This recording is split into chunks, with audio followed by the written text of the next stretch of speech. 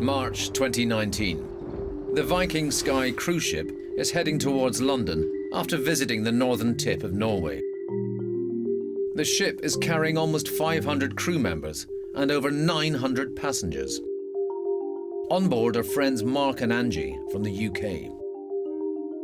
I've been on 62 cruises, including Viking.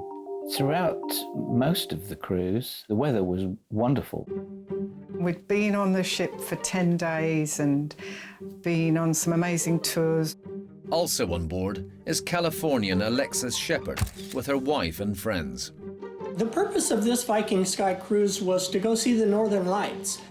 We noticed that the seas were getting high enough that we could actually see them out the window. And so we commented that, gosh, the waves are getting pretty big. The ship is sailing through a storm along the Harstad-Vika coast, a notoriously dangerous stretch of Norwegian coastline with shallow water and many reefs and little islands. The seas, they were quite dramatic. And it started getting rough, or rougher, I should say, fairly quickly.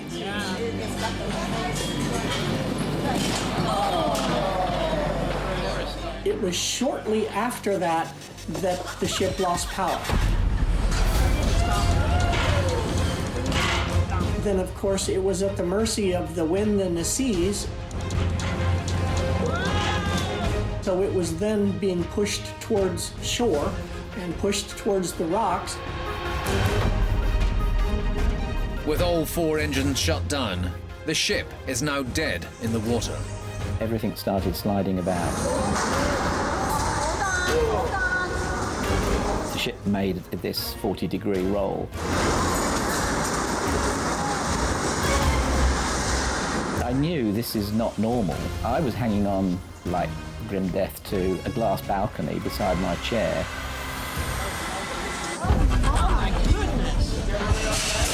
People were being knocked down by the furniture and the ceiling was falling down.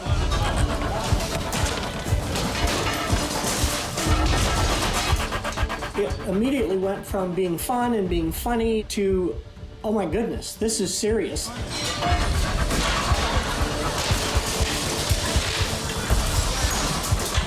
The seas were about 30 feet. That's the height of like a 3-story building.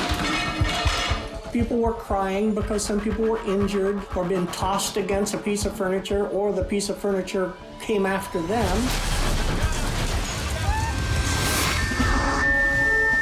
Lifeboat station. The general alarm went off, and it was lifeboat stations. It's something that you never actually expect to be said to you. We can't be going in the boats, surely not in this weather. They wouldn't try to launch the boat. The ship was coming apart at the seams in places. The captain announced that he had actually issued a mayday. That means the ship is in danger of sinking. Mayday is like, help, we can't help ourselves. We had no power. We'd lost power to all 4 engines and we were drifting towards the rocks. And if we hit them, there was nothing anybody could do to save us. The captain drops the anchors, but 15-foot waves are forcing the rescue boats back to shore and rendering the lifeboats useless. They couldn't launch the lifeboats, and I moved further down, but a huge wave just smashed in the door. 30 of us were just underneath this wave. The lights on the jackets were flashing and we were just surging en masse forward along with all the furniture, just scrambling, trying to make sense of what had happened. The thought Titanic came into my head. I'm in a ship, I know I'm still in the ship, but I'm underwater. What's going on? And one of the crew started shouting, get up onto a higher deck, get up onto a higher deck.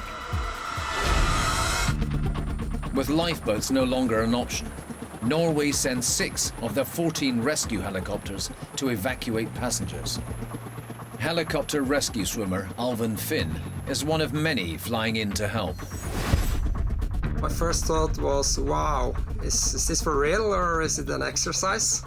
The wind speed was about 50 knots when we arrived, which is a full storm. It's like thousands of reefs there. Some you see and some you don't see, they're just under the surface. It's the worst area where something like this can happen.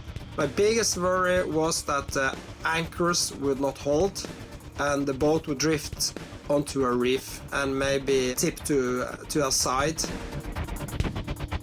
The main challenge was the amount of people. Also, a lot of them were old.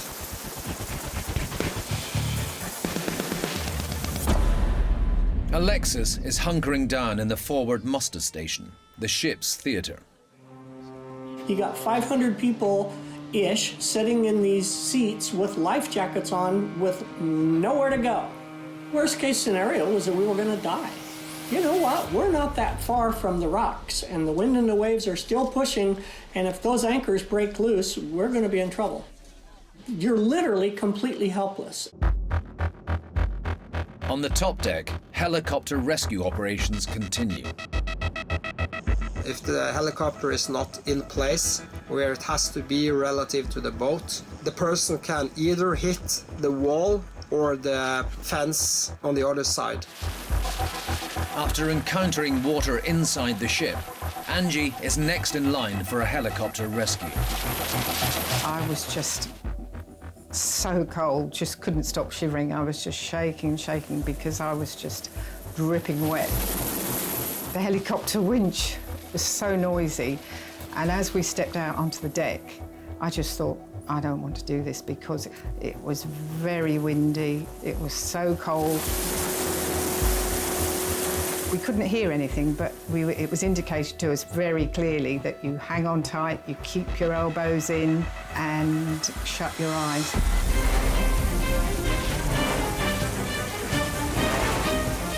And after a while, I thought, we're not moving up anymore. I want to be there now. We seem to be dangling on this rope a long time. So I opened my eyes, which was not a good thing to do because I could then see we were spinning round and round and round and also swaying a lot. So I shut my eyes again and shortly after that I just remember feeling the back of the helicopter underneath me. I was just numb and it was all unbelievable. After 5 hours, 100 passengers have been evacuated. But back in the theatre, there are still hundreds of passengers waiting for rescue. There were some people that were just, I want to go next, I want to go next, I want off this ship, get me off this ship. And then there were people like us who said, nope, we don't want to go for a helicopter ride. After over 16 hours in the theatre, the tide turns and the storm starts easing off. In the morning, we had been successfully attached to the tugboats. That was probably the first time that there was this collective sigh of, It was emotionally and physically exhausting.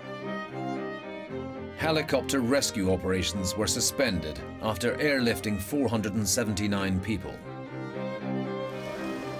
And the ship was towed to the port of Molde, where 16 people were taken to hospital for treatment. In 35 years of cruising, I've never experienced anything quite like this. We worked for 10 hours and then I rescued 42 people. We just do our job like everyone else. We are no heroes. The sea is powerful. You can't argue with the sea. The weather doesn't care what the forecast was. The weather is going to do what it's going to do, when it's going to do it. The fact that a ship as big as that could get in trouble from the weather as quickly as it did just reasserted that Murphy's Law still works. That if it can go wrong, it will go wrong.